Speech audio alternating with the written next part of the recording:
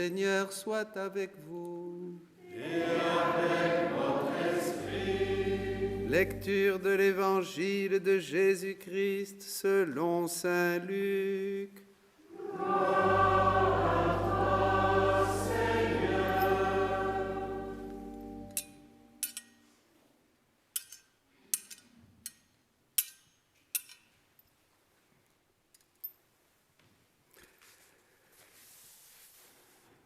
En ce temps-là, les bergers se hâtèrent d'aller à Bethléem et ils découvrirent Marie et Joseph avec le nouveau-né couché dans la mangeoire.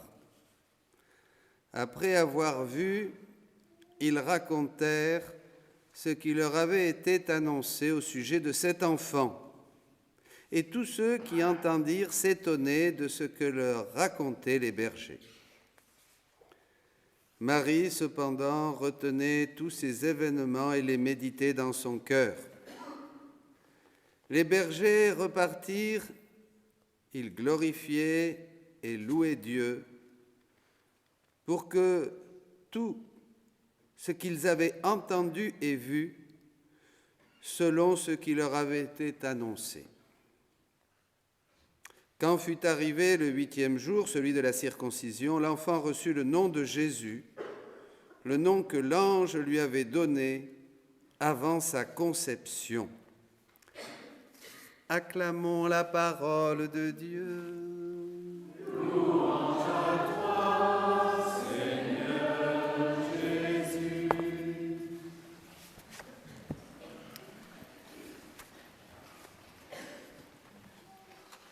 Marie, Mère de Dieu. Et je dois prêcher. J'ai essayé de me défiler, mais j'y suis pas arrivé. Ben oui, quand on parle beaucoup, vous savez, on donne un enseignement et tout ça. À la fin, je me disais, mais Seigneur, qu'est-ce que je vais leur dire? On donne une retraite. On a parlé de la Sainte Vierge toute la journée, toute la matinée. Ça devrait être facile. Ben non, il faut toujours l'action de Dieu. Et Dieu est fidèle. Donc je lui demande qu'il me donne la grâce de vous donner quelque chose qui puisse vous édifier en cette fête de Marie, Mère de Dieu. Marie, Mère de Dieu. Vous savez, pour comprendre les choses du ciel, il faut une épiphanie. Comme l'ont eu les bergers ici, ils s'étonnaient, ils racontaient les merveilles de Dieu. Pourtant, qu'est-ce qu'ils ont vu? Un petit bébé, Marie, Joseph, dans une grotte que Marie avait nettoyée, bien sûr, parce que c'était pas quand même, c'était pas du 5 étoiles, hein. Mais ils ont vu quelque chose, comme les rois mages. Il y a eu une manifestation de Dieu, peut-être plus glorieuse, plus sensible, moins sensible, enfin on ne sait pas. Les rois mages, certes oui, ils ont vu cette manifestation de la puissance de Dieu, de la sagesse de Dieu, de l'amour de Dieu dans ce petit enfant qui était Dieu. Voyez ? Pourquoi je vous dis ça? Parce que, et ça c'est très important, si on veut comprendre quelque chose au mystère de la foi, à n'importe quel âge, qu'on soit un enfant, qu'on soit ado, il y a des jeunes ici, qu'on soit papa, maman, religieuse, prêtre, il faut que Dieu se manifeste. Il faut que Dieu resplendisse. Il faut que la foi soit tellement vive qu'elle fasse fléchir Dieu. Parce que Dieu, ce qu'il aime, c'est la foi. Quand il voit un cœur qui le cherche, on a vu ça ce matin, d'une manière décidée, eh bien, il se communique, il se manifeste, il se fait voir, il fait comprendre quelque chose. Et ces mystères qui se sont passés il y a 2000 ans, voilà, comme la naissance de Jésus, ou ici la visite des bergers, et puis tous ces évangiles de l'enfance, souvent on pense que c'est du passé. On va à la messe et on nous raconte la même histoire tous les ans. C'est pour ça que c'est un peu rasoir. Alors ça dépend si le prêtre dit quelque chose qui nous réveille un peu, ou il y en a qui sont rigolos, il y en a d'autres qui sont plus sérieux, enfin on a tous les goûts, hein, voyez. Donc ça peut nous intéresser. Mais en fait, on n'a pas compris quelque chose, et accrochez-vous bien là, c'est que tout ce que vous lisez dans l'Évangile existe aujourd'hui comme hier. La parole de Dieu ne change pas. Elle est la même. Le ciel et la terre passeront, mais ces paroles ne passeront pas. Qu'est-ce que ça veut dire? C'est que Dieu est toujours présent. Donc tous les mystères dont nous parle l'Évangile, ils sont actuels, présents, et si vous avez envie, vous pouvez entrer dedans. C'est-à-dire que vous pouvez aller à la grotte de Bethléem, vous pouvez aller aux noces de Cana, vous pouvez aller à la croix. Hier, on a été à la croix, on a passé un bon moment à la croix d'ailleurs, pas vrai? Et puis on a fait plein de choses, on a pris le sang de Jésus, on a été le répandre sur toutes les âmes qui allaient mourir, on est entré dans l'esprit avec la puissance de la croix de tous les hommes pécheurs, les femmes aussi d'ailleurs, de tous ceux qui ne suivent pas le Christ, pour leur dire que le Jésus était le sauveur du monde. On a fait des choses avec ce que Jésus nous a donné dans l'Évangile. Ce n'est pas une histoire seulement pour exciter la dévotion. C'est ça, on médite. Alors si on est dans la sécheresse, c'est pas top. Mais si on a une petite grâce, oh merci Seigneur, et puis là on va rendre grâce au Seigneur, etc., etc. C'est beaucoup plus. Tout ce qu'a vécu Jésus, tout ce qu'a fait Jésus, nous dit le catéchisme, nous a été donné pour que nous puissions le revivre en lui et lui le vivre en nous. Tous les états et les mystères de Jésus, dit le catéchisme, numéro 521, méditez-le, c'est extraordinaire, c'est incroyable. Les états et les mystères de Jésus sont donc là pour que nous les vivions.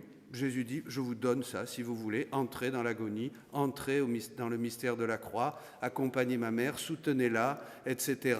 Venez me visiter à Gethsémanée pendant que mes disciples dorment. Toi, dis-moi, je ne dors pas, je suis avec toi, je t'accompagne, je t'aime, Jésus, je veux être avec toi. Voilà, allez à Cana et réjouissez-vous de cette parole de ma mère qui ne m'adresse même pas la parole, qui dit au serviteur, faites ce qu'il vous dira, vous inquiétez pas, il va faire ce que je dis, il va faire ce que je dis. Elle était mère de Dieu, mère de Jésus, donc elle savait, mais Jésus n'a rien dit. Vous voyez, là, qu'est-ce qu'on fait? On agit. Qu'est-ce que vous préférez? Agir comme chrétien, participer à la vie même de Dieu, faire des choses nouvelles, et en agissant de manière divine avec Jésus, avec Marie, créer des cieux nouveaux et des terres nouvelles qui vont être des effusions de paradis et de bonheur pour tous les saints du ciel, qui vont faire du bien à toutes les âmes qui sont en attente au purgatoire et qui vont visiter tous les esprits créés, tous les hommes qui sont encore en chemin sur terre. Voyez, notre dévotion, le fait, les pratiques religieuses que nous avons sont des moyens pour agir avec Dieu, pour faire des choses, pas seulement pour assister. On n'assiste pas à la messe, on n'écoute pas la messe, on ne regarde pas seulement. Dieu veut que nous soyons acteurs avec lui, Dieu veut que nous soyons agissants avec lui, et c'est pour ça qu'il nous donne des choses au fur et à mesure que nous avançons dans l'histoire, que nous allons et que nous comprenons un peu mieux. Tous les mystères de Jésus, là vous pouvez aller. Alors Marie, mère de Dieu, bien sûr, elle est mère. Mais Marie, c'est qui, c'est quoi? Si on dit c'est qui, on va dire elle est l'Immaculée Conception, elle est ceci, elle est cela. Mais Marie, c'est plutôt, c'est pas ça serait quoi? C'est quoi Marie? Marie, c'est le triomphe de Dieu. Marie n'est rien. Tout ce qu'il y a en Marie lui vient de la divine volonté, lui vient de Dieu. Vous voyez, Dieu, le Père, ne pouvait pas mettre le germe, je vous prends un exemple, ne pouvait pas mettre le germe de sa semence paternelle si Marie n'avait pas été immaculée. Et pour qu'elle soit immaculée, il faut qu'elle ait la divine volonté. Parce que c'est cette divine volonté de Dieu même qui a été d'abord ce que le Père lui a donné pour qu'elle dise oui, qu'elle reçoive en conséquence l'Immaculée Conception et que là, le germe du Père puisse rejoindre son germe humain, pour que le germe divin et le germe humain de Marie forment le Fils de Dieu, Jésus-Christ, vrai Dieu, vrai homme, et qu'elle soit la mère de Dieu et la mère des hommes. Eh oui, parce qu'en Marie, nous naissons tous, toutes les générations humaines, mais vous allez me dire, mais non, mais d'abord Marie, c'est la mère de Jésus. Oui, mais dans l'éternité, Jésus est le premier-né de toute créature, mais Marie est la seconde. Mais Marie, Jésus, pour naître, il lui faut une mère. Donc, quand Marie est conçue, là, c'est la première. Et toutes les générations humaines, même Adam, parce que dans l'éternité de toute éternité, Dieu a voulu Marie comme mère de Jésus-Christ, vrai Dieu et vrai homme, en qui nous sommes tous renés, en qui nous sommes tous sauvés. Donc, quand Marie est sur terre et qu'elle enfante le Fils de Dieu, elle nous enfante tous. Et elle va être donnée à chacun de nous. Parce que ce Jésus que vous recevez à l'Eucharistie, ce Jésus que vous recevez dans la prière, qui c'est qui va s'en occuper? C'est moi.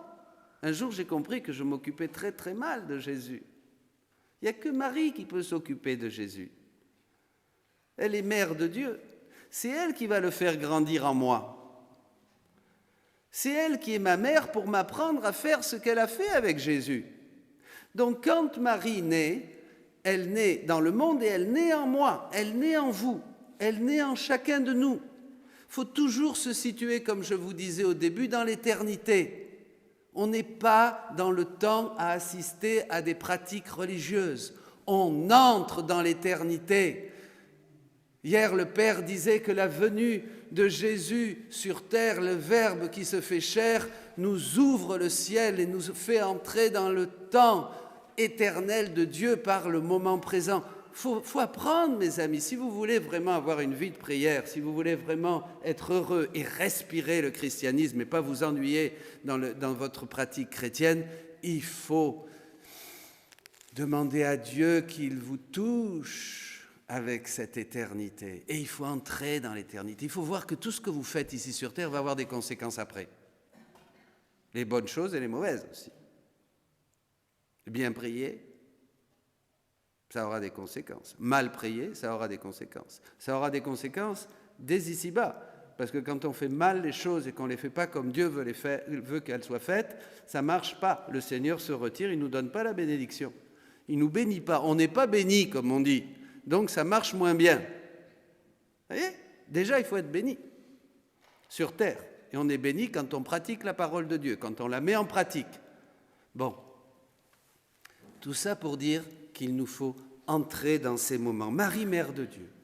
Donc, elle a le germe, elle a la divine volonté, l'Immaculée Conception, et le Père peut déposer en elle ce germe de sa paternité, qui rejoint le germe de son humanité, et Jésus-Christ naît dans le sein de la Vierge. Et ce Jésus, Marie nous le donne comme le fruit béni de ses entrailles. Et elle nous dit à chacun de nous, bon, j'ai été la mère de Dieu, et bien maintenant, toi aussi, tu vas m'aider. Pourquoi ? Parce que Marie est une reine, elle est mère de Dieu, et elle est reine du monde, reine de l'univers, mais elle est une reine toute seule, et elle veut des sujets.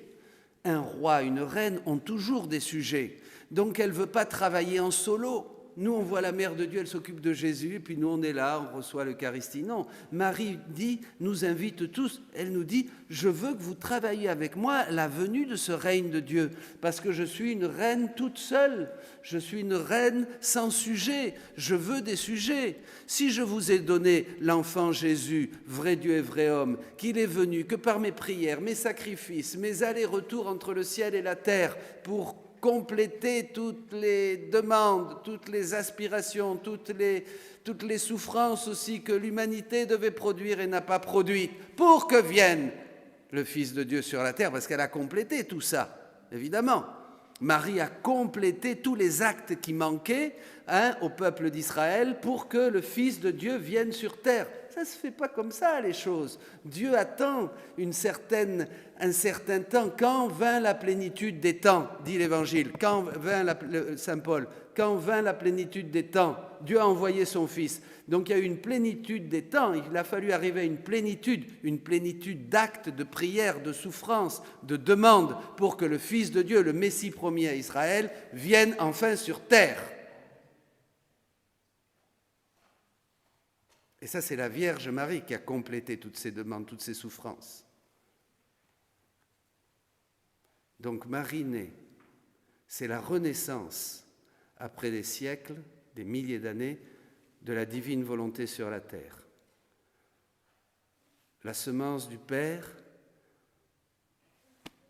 entre dans le sein de la Vierge, s'unit à la semence de Marie, et le Verbe se fait chair, et Jésus naît dans notre monde. Et maintenant, on n'en est qu'au début, là, de notre grande histoire. Ah ben oui, c'est loin d'être fini. Jésus naît. Marie dit, ben écoutez, voilà, je suis sa mère, je vous le confie. Je vais vous apprendre à faire ce qu'il faut pour qu'il grandisse en vous. Marie naît en chacun de nous.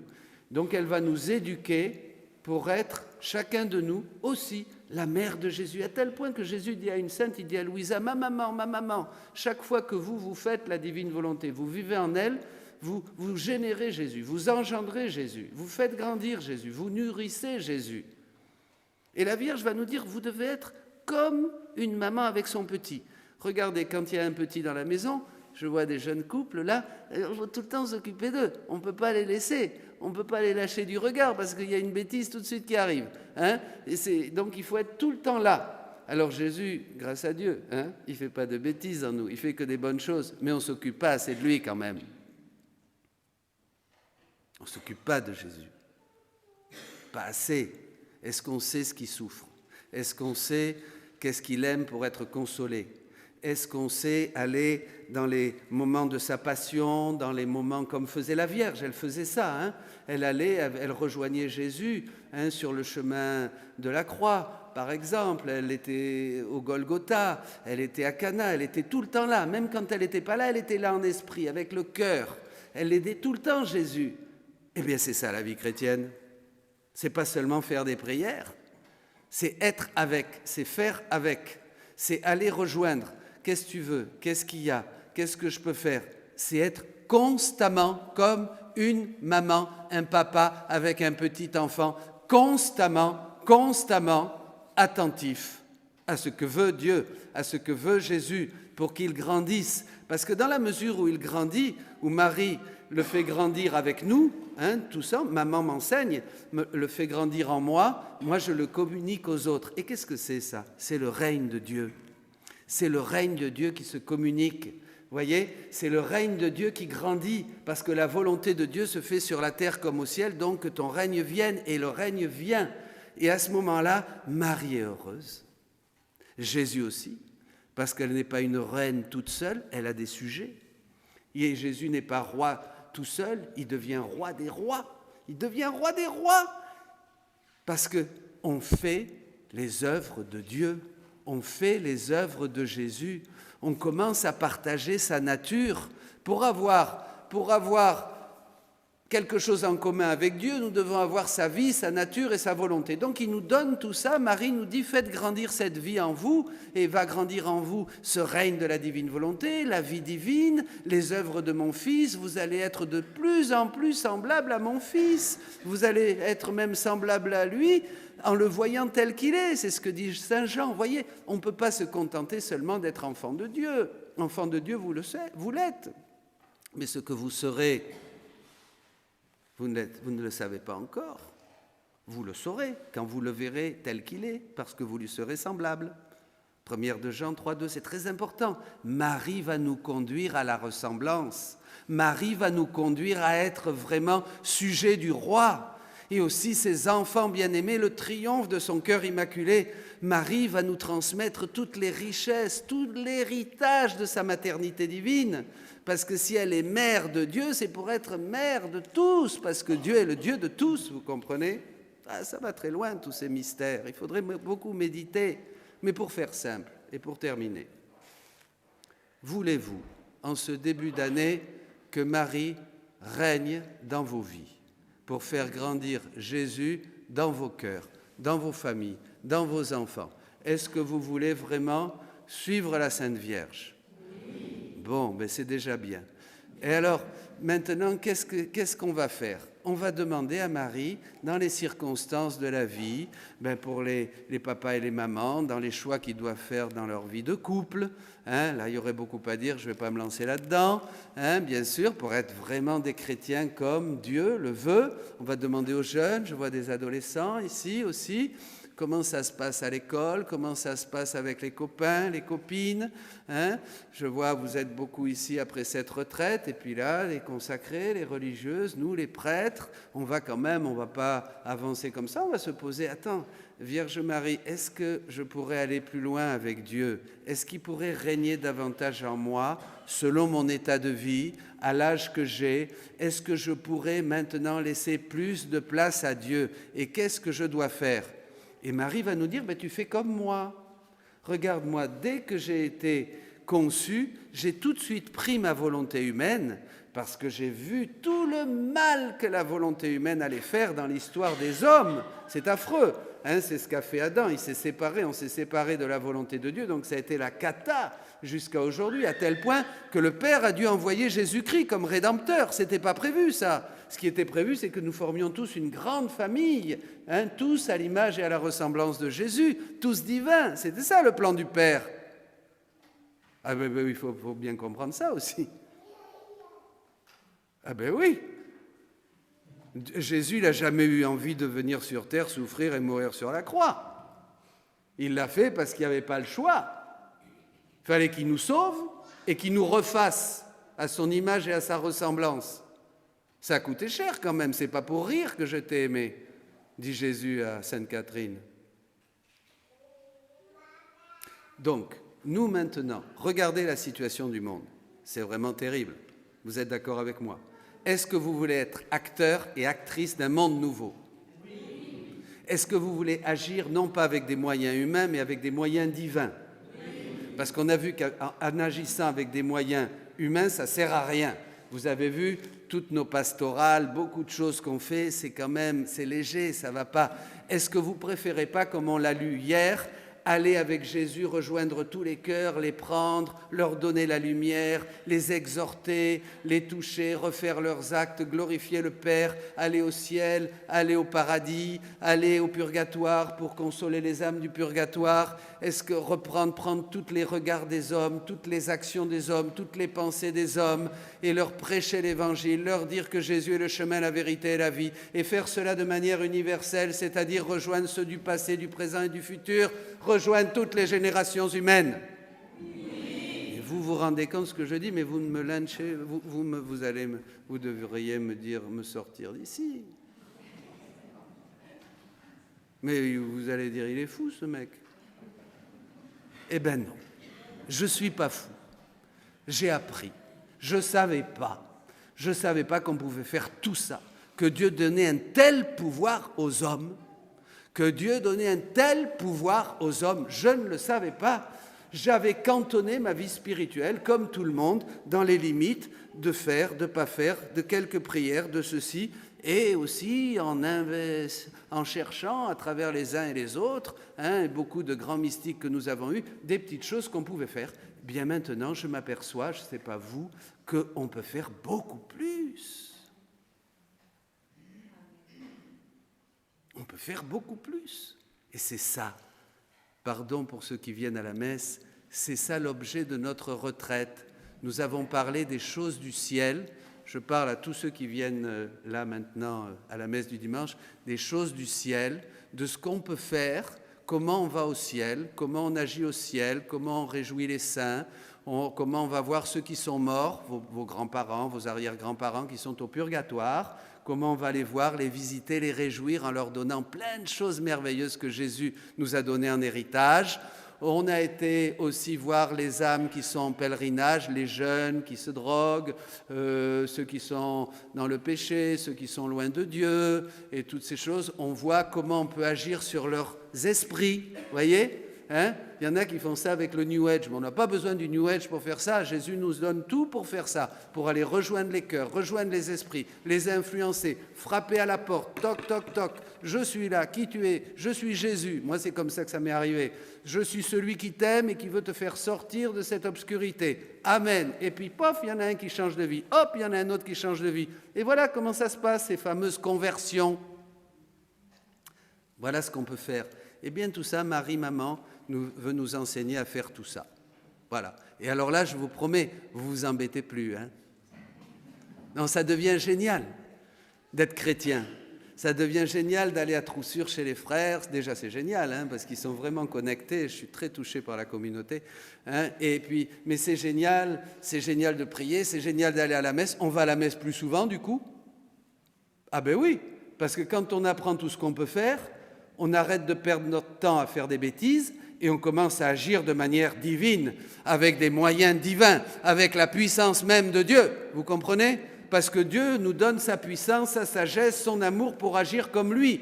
Pas moins, nous sommes par grâce ce que Dieu est par nature. Nous, et comme la Vierge Marie, nous sommes par grâce, par don de Dieu, ce que Dieu est par nature. Mais comme un bon papa, Dieu nous donne toutes les grâces possibles pour que nous fassions les mêmes choses que lui.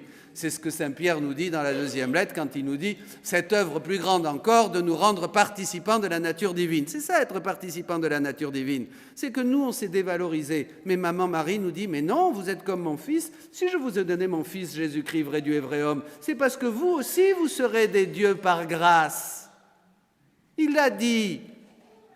Vous serez comme des dieux. Père, toi en moi, moi en eux, pour qu'ils soient un comme nous sommes un. Bon, ben, j'ai beaucoup parlé. Soyez bénis. Bonne année.